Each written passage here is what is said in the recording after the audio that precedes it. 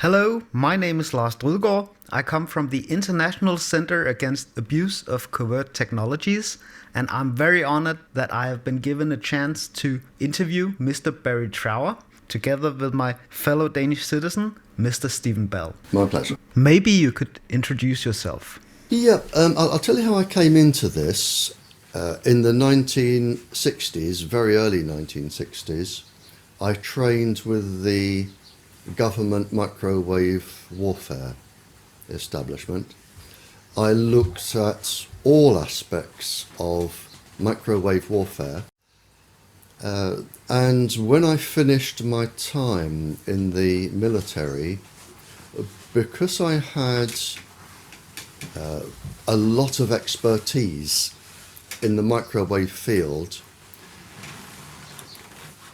I was asked if I would carry on with this research. And some people blow this out of all proportion. I was an agent. I don't like the word secret agent, because secret agent, when you say secret agent, people think of James Bond, who wasn't a secret agent and he wasn't a spy. James Bond, the fictitious character, is military intelligence, and I wasn't military intelligence. I was an agent. I collected information secretly, and I spent 11 years collecting information from spies who were a very small part of my work. I also questioned international terrorists, international criminals, anybody of immense interest I questioned, and I trained for quite a few years to learn how to do this.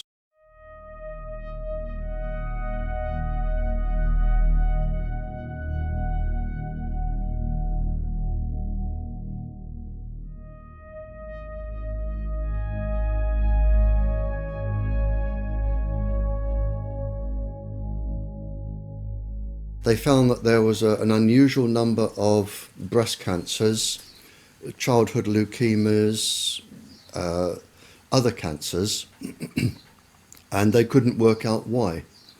So they changed some of the staff, and then they went down with leukemias and cancers. And again, they changed the staff, and then they looked into this and found they were being microwaved. And this is where the United States became a little bit naughty. They decided to keep this quiet.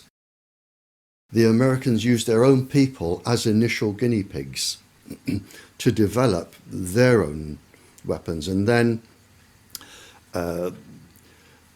when it was discovered what was going on, initially there was a denial that you always get.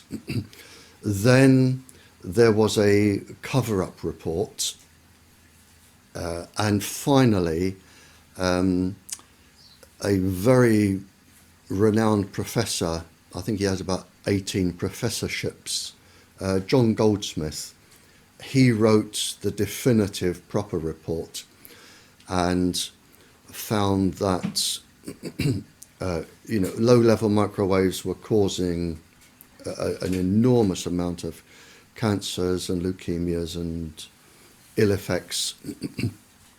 And by then, everybody was leaping onto the microwaves as stealth weapons, and they go from there, which was the 50s, right up to and including the present day.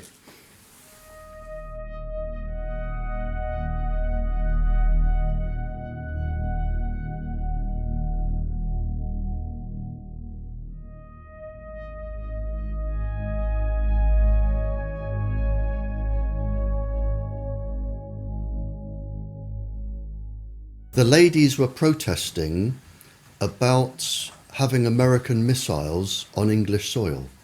Mm-hmm. And it was a peaceful protest. All they were doing were camping outside the perimeter of the American base. There was no violence, no swearing, no shouting. It was a peaceful protest. And it was found that from the American base, the ladies were being microwaved, and it was actually measured. They were being microwaved to make them sick. And in fact, when the figures came out, there was a disproportionate amount of tumours, personality changes, suicidal tendencies of the ladies. They were deliberately microwaved by the Americans for protesting about their base. You know, with one pulse frequency, you can just make people so suicidal, they can't be bothered to act like a demonstrator anymore. All they want to do is sleep or lay in bed all day. So, so if you're targeting demonstrators, you make them suicidally depressed, and they don't care about demonstrating anymore because they're too upset. Whereas if you want to cause a specific psychiatric illness, you would have an infrared device that followed the person, and you would link it to a pencil-thin microwave source, so the microwave beam would always target a specific gland or a specific part of the brain or an eye or a heart. So you would have them being targeted. They can cause insanity, and it was an experiment. One of the experiments was to take an ordinary sane person, cause insanity, and have a psychiatrist who was unknown to everybody diagnose schizophrenia or paranoia or a psychiatric illness. That was a successful outcome, and the person would spend the rest of their life in an asylum in misery, but to the government scientists that was a success. Well, it's a guinea pig locked up. Oh yeah. I mean, humans, the difference between humans are like guinea pigs. If they want to experiment on you, by the thousands they will, and you can be driven to insanity and death, and you just become a tick in a box without any so much as a feeling. Yeah, and this is what they do, and this is why they are above the law.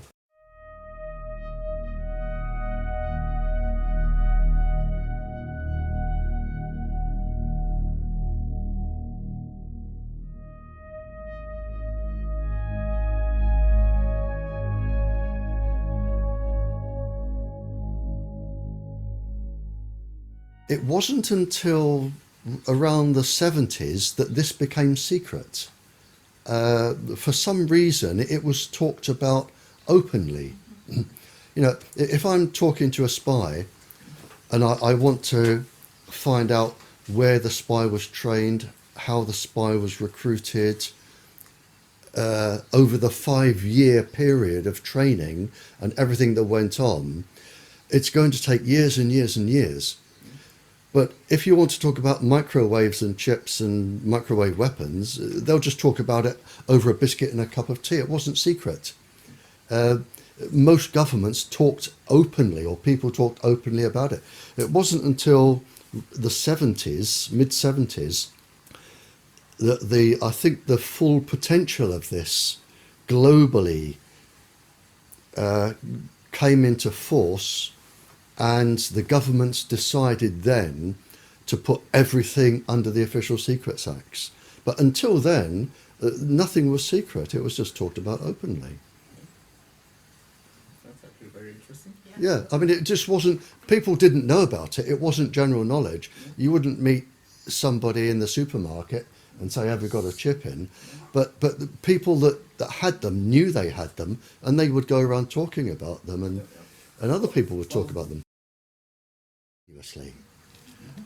Whereby with the special forces you could send down, if you had an idea roughly what country they were in, you could send down a beam from a satellite.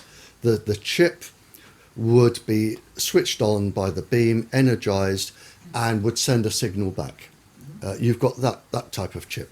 The other type is when it is pulsing continuously to stimulate, let's say, a gland in the body at a set frequency to produce a specific chemical that will produce a specific biochemical response in the brain.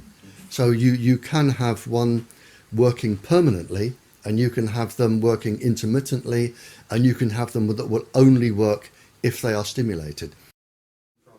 Yeah, I mean, voices are the easiest ones because all you have to do is stimulate the cochlea with a set resonant frequency. It's very easy. Voices are very easy, and it isn't people imagining voices. They physically hear them. They physically hear, as I'm talking to you, my voice isn't inside your brain. My voice goes no further than an inch into your ear, no further at all. It's the electrical signal that makes you interpret how I sound. And once you've got this electrical signal, which can be a chip or lots of things, you can physically make people hear voices, certain voices. And it can be any conversation, and it can be anybody you want to hear. It can be a soft, angelic voice. It can be a god. It can be something that scares you, like a devil. It can be anything.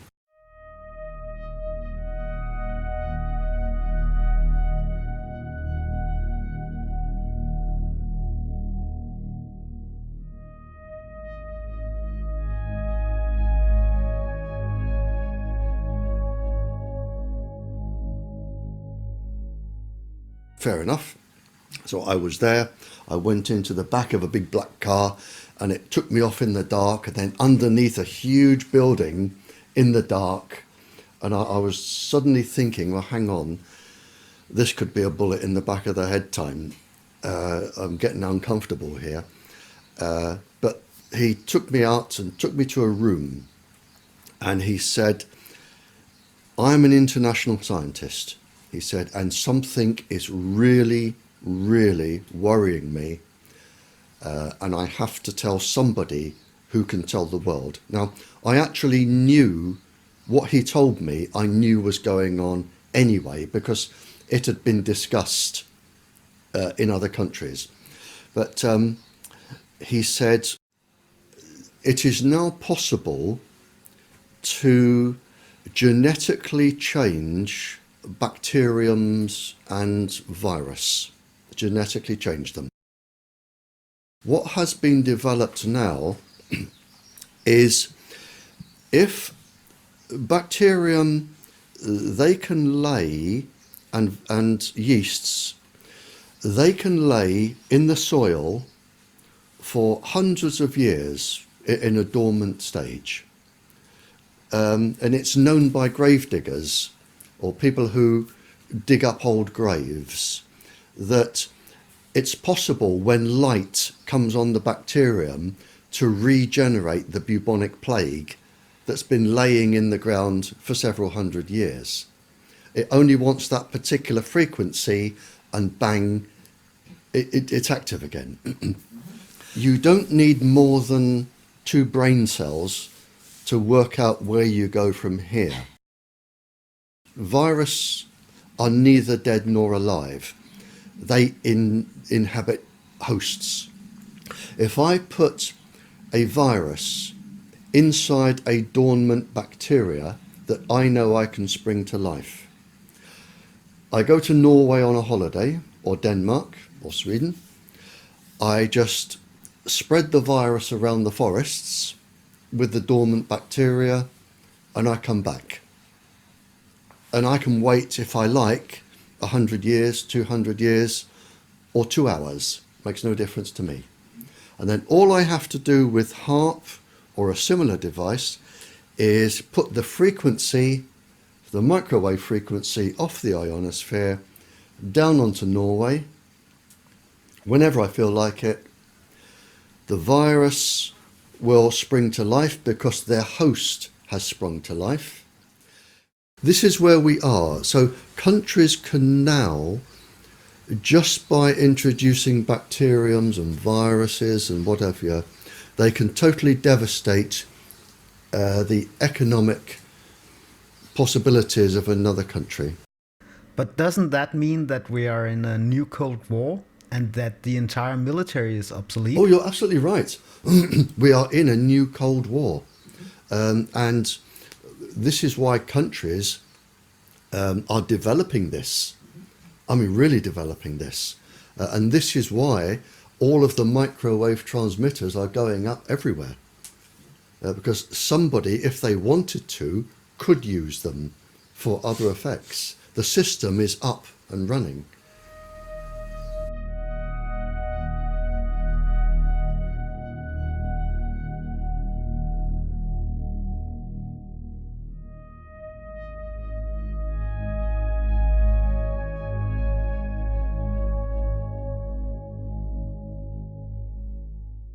In a 3-month period, I had 5 lady police officers in this house, all with cancer. I've had a series of calls from officers saying that their personalities have been changed.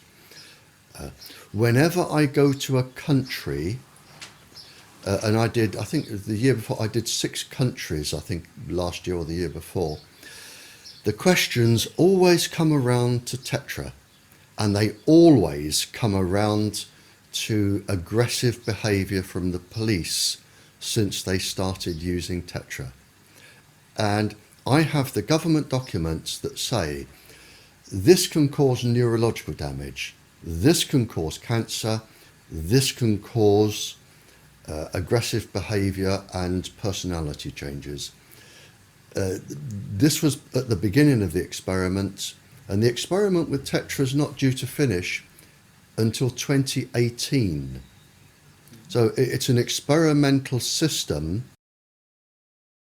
The United States one was quite interesting. It was to do with special forces. Probably 5 or 6 years ago, they came back from a mission, and of the 6 or 8 gentlemen that were in the special forces, 5 of them, I believe, went home. I think it was 5 or 6 went home and severely beat their wives or children or both, where some of the wives died, some ended up in hospital, but they were severely beaten. And it was believed that the communications apparatus they were using was entraining the brain and stimulating violence. And this was Fort Bragg. Now, I either had a phone call from Fort Bragg or I had a phone call from the embassy to ask if I knew what frequencies could cause this. Because I ended up talking to each. And I said, don't tell me, I will tell you what frequencies they have been using. Now, the special forces don't just hold them up, they're on permanently. So we're talking massive entrainment, far beyond what the ordinary person would suffer. But it induced such a level of entrainment and violence. So I told them what frequencies I believed they would be using. I sent them documentary evidence, and the whole thing was hushed over, and it was on the news, but then they obviously, I would imagine, changed the frequency.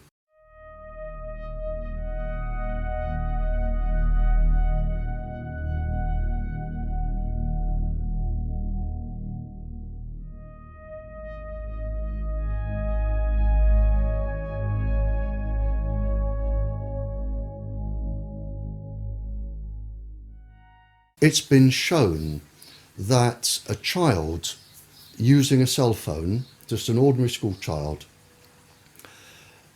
if the child uses the phone for just 2 minutes, the brain waves can take up to 2 hours to return to normal. 2 hours. And that's been published. Now, in those 2 hours, the child's brain is not acting as it should, and it could demonstrate itself in a number of ways. For instance, if the child were in school and made a quick call from the playground, it could be lack of concentration, hyperactivity, bad behaviour. It could be anything like that. And that would slowly ease off over 2 hours. Now that's just from 2 minutes.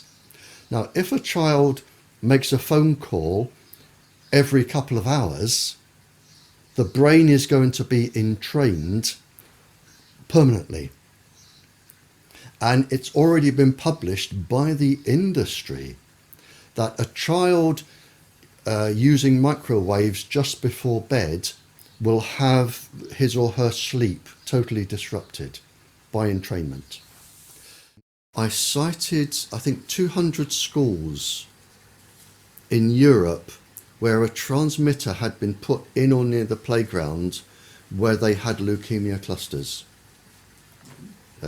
Some of our own MPs here have stood up in Parliament to say that they have 11 children under the age of 11 with leukemia around a transmitter, or 18 children. I mean, cancers are reaching epidemic proportions.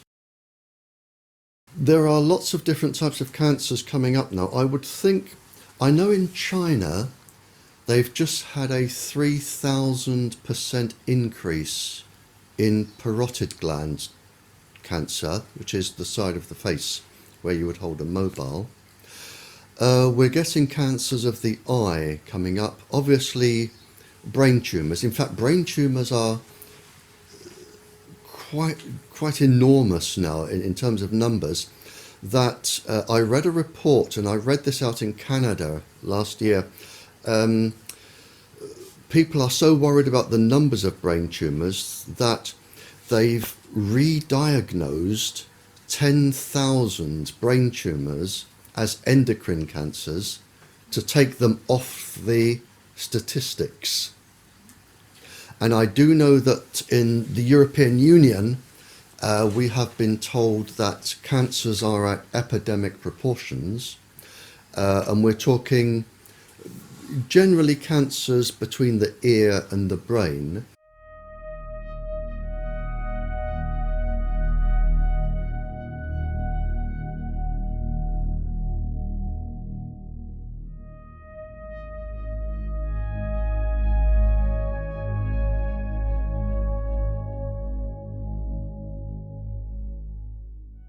Years ago, our government said to its scientists, when it comes to microwaves, you will only talk about things to do with heat, and that is it.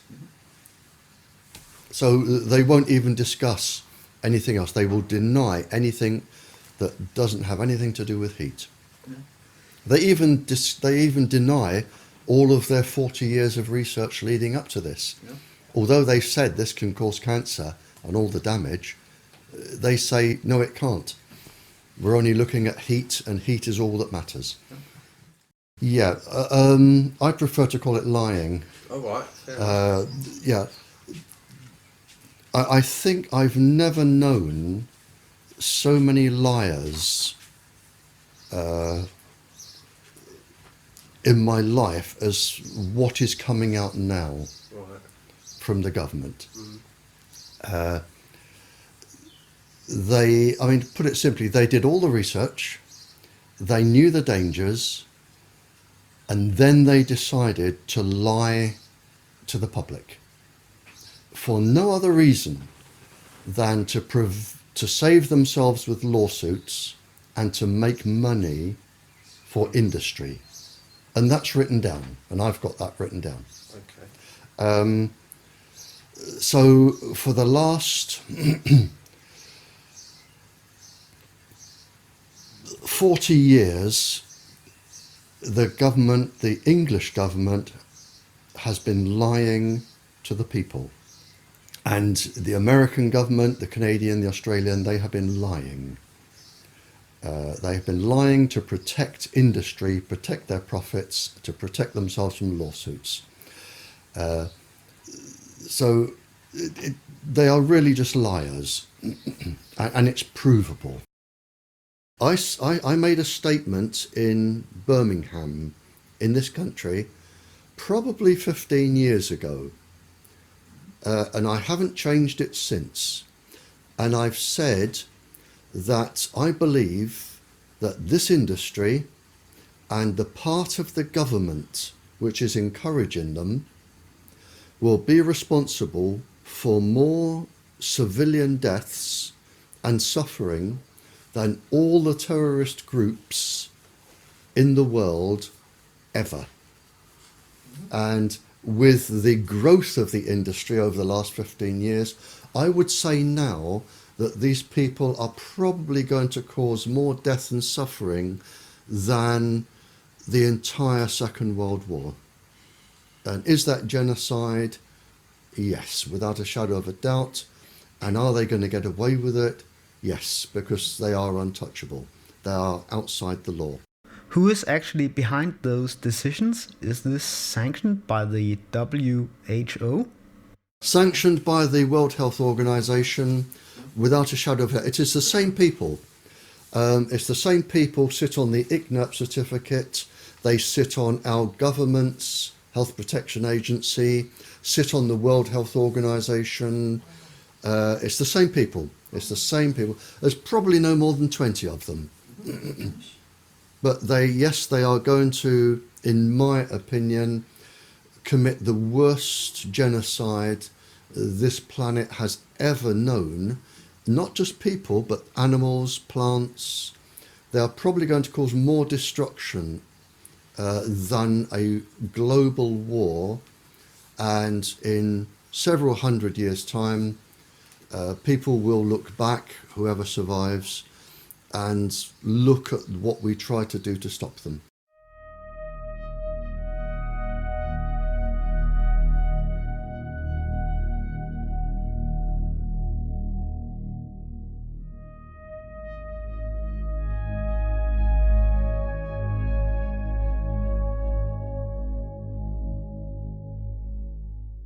Operation Paperclip, at the end of the war,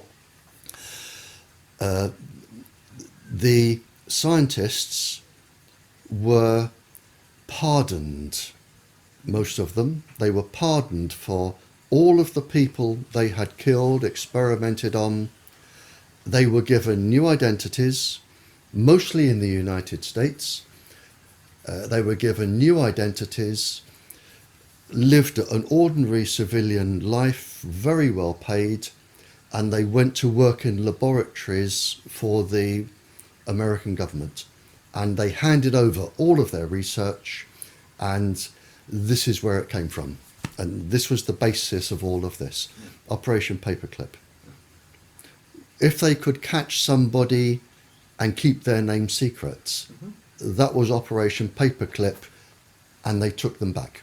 They took them back and they kept them. They used all of their resources, and there was a lot of scientists. They used all of their resources, and that was the basis of the mind control, the drugs, and everything else.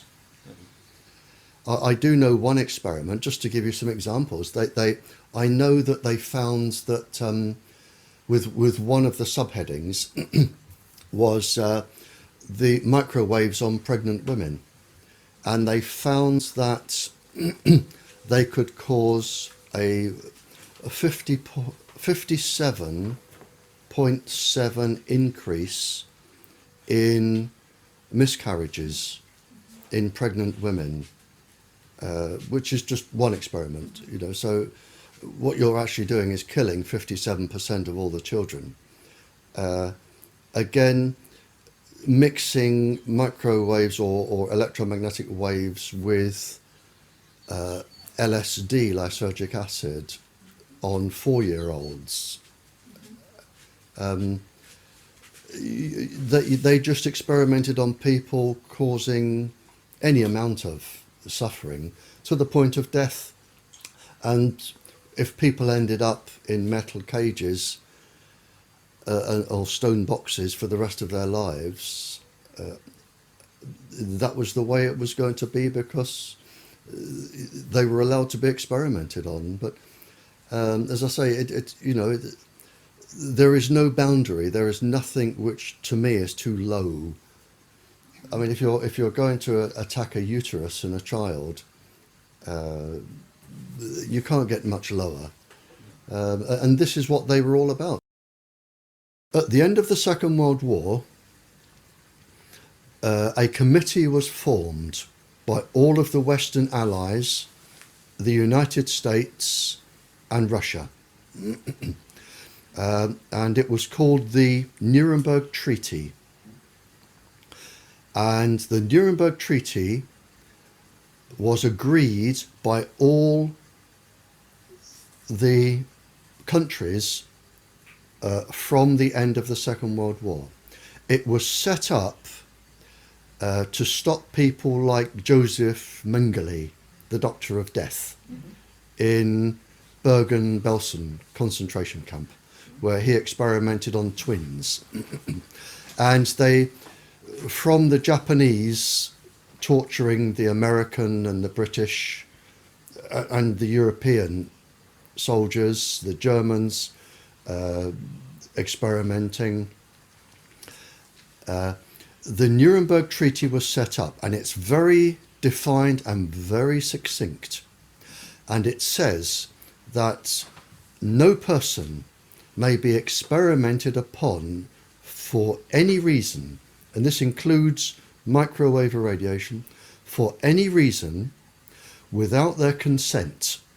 And before they give their consent, they must have full knowledge of the length of the experiment, the outcomes, any potential dangers, any potential ill healths. It must be fully understood and explained, and they must give individual consent. And this includes TETRA, which is an experiment that's going on until 2018 to look for cancer and brain damage. So everybody using TETRA is actually breaking the law, the people organising them. So that was set up. So experiments on people, service personnel, the police officers with TETRA, microwaves, it is all illegal according to the Nuremberg Treaty.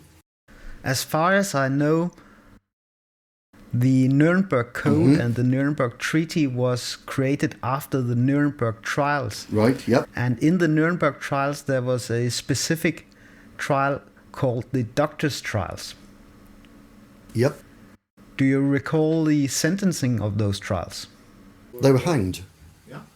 And I've written it. I've written it in my papers, and I've said it on air in the radio. In fact, I said it, I was on international radio. It went out to 95 countries 2 Sundays ago.